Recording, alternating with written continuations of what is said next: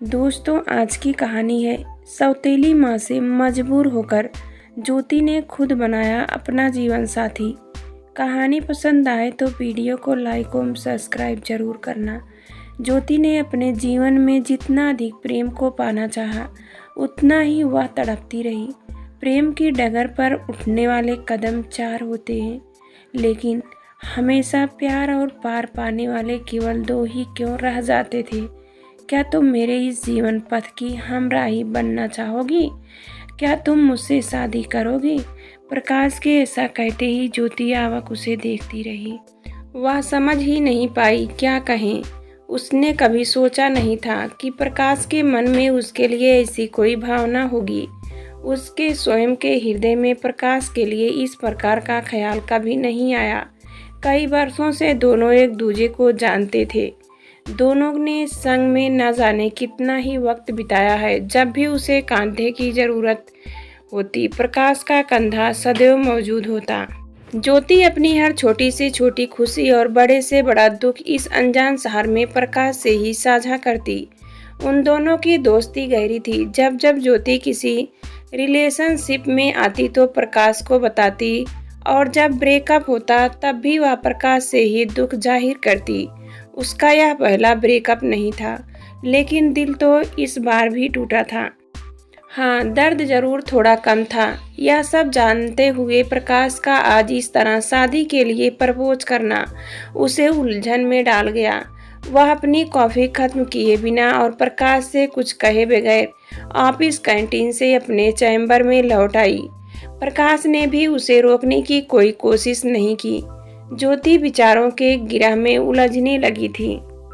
मरुस्थल के गर्म रेत पर चलते हुए ज्योति के पैरों में फफोले आ चुके थे। मृग तृणा की तलाश में न जाने वह कब से अकेली भटक रही थी। जिस अमृत रूपी प्रेम का वह रसपान करना चाहती थी, वह प्रेम उसे हर बार एक विष के रूप में मिला। बचपन में माँ को खो देने के बाद लाड प्यार को तरसती रही।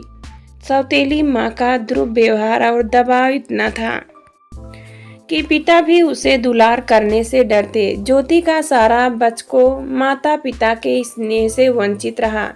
फिर जब उसे जिंदगी को बचपन ढंग से जीने का अवसर मिला, वह आंखों में रंगीन सपने लिए एक महानगरी मुंबई में आ पहुंची।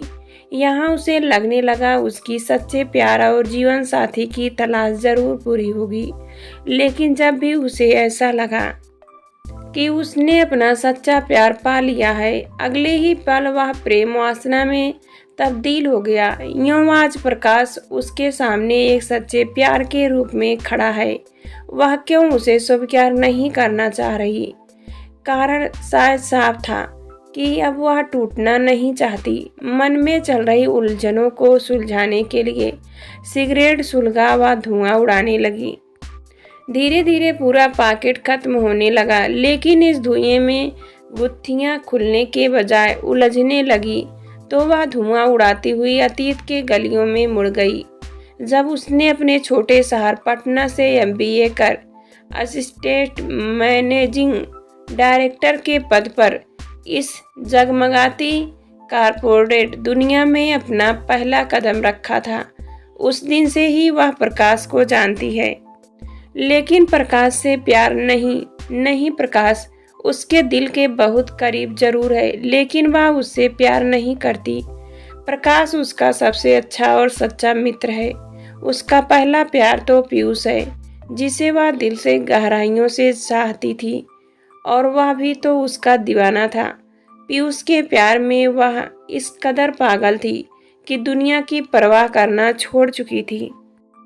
पीयूष जैसे लड़के की ही तमन्ना उसे थी। जब उसे देखती तो उसकी आंखों में डूब जाती।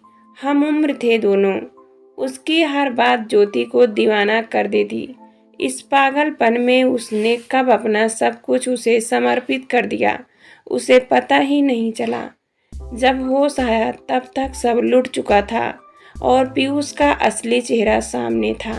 पीयूष ने अपना पल्ला झाड़ते हुए कहा था, ज्योति, मैं तुमसे प्यार तो करता हूँ, लेकिन मैं अपने माता पिता के विरुद्ध जाकर तुम्हारा साथ नहीं निभा सकता। यह सुनते ही ज्योति के जीवन में सौलाभ आ गया था। पीयूष उसका पहला प्यार था जिसे वह अब खो चुकी थी।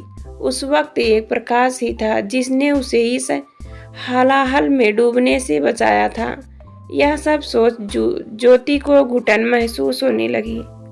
वह घबराकर खुली हवा में सांस लेने टेरेस पर जा खड़ी हुई।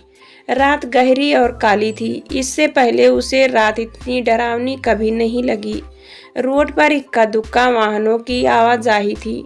दिन में कोलाहल से भरा यह शहर यामिनी की गोद में सो रहा था, लेकिन ज्योति के नैनों में निद्रा कहाँ, उसके मन में तो हलचल मची हुई थी।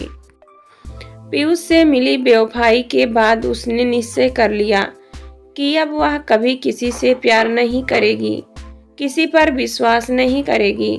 अपने इन्हीं विचारों के साथ जब वह आगे बढ़ चली, तभी उसके दिल के किवाड़ पर आयुष नाम की दस्तक हुई और एक बार फिर उसने अपने दिल का दरवाजा खुले मन से खोल दिया। लेकिन इस बार वह पूर्ण रूप से सतर्क थी। धीरे धीरे उसे लगने लगा पीयूष का प्रेम जिस्मानी नहीं, लेकिन यह भी भ्रम मात्र था। असल में आयुष का लक्ष्य भी उसके शरीर को ही पाना था। वह मौके की तलाश में था।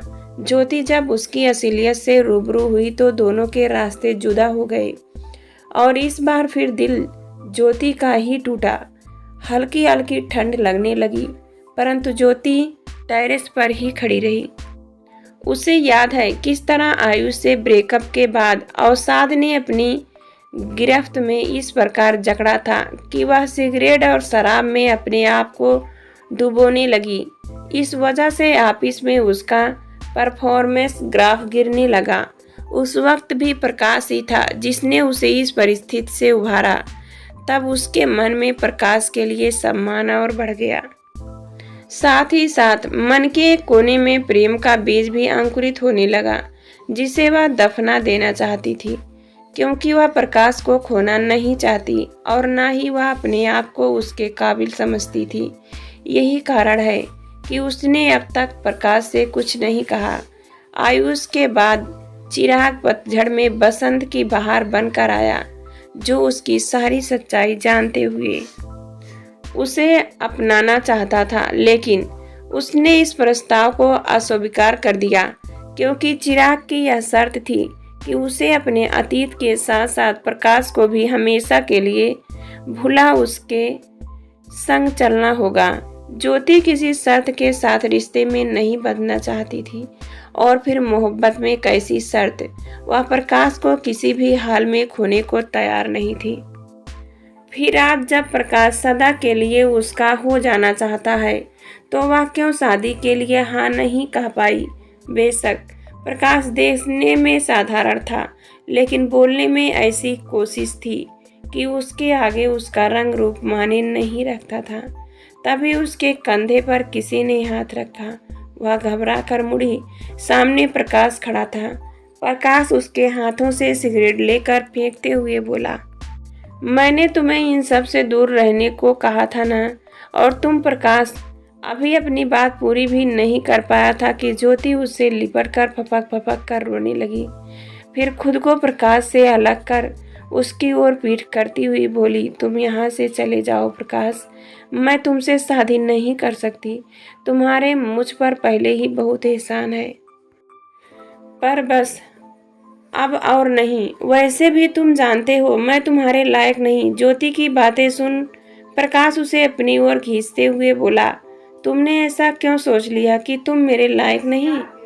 तुम तो उन सब के साथ पाक दिल से चली थी। नापाक तो उनके इरादे थे जिन्होंने तुम्हें मलिन किया। शादी के लिए जब लड़के का वर्जन होना अनिवार्य है, तो लड़की का होना जरूरी कैसे हो सकता है? शादी के लिए जरूरी होता है अपने जीवन साथी के प्रति दिल से समर्पित होना, वफादार होना, जो तुम हो। प्रकाश के ऐसा कहते ही ज्योति प्रकाश की बाहों में सिमट गई। काली अंधेरी रात बीत चुकी थी। उषा की पहली सुनहरी किरणें दोनों पर पड़ने लगी, जो नई सुबह का आगाज थी।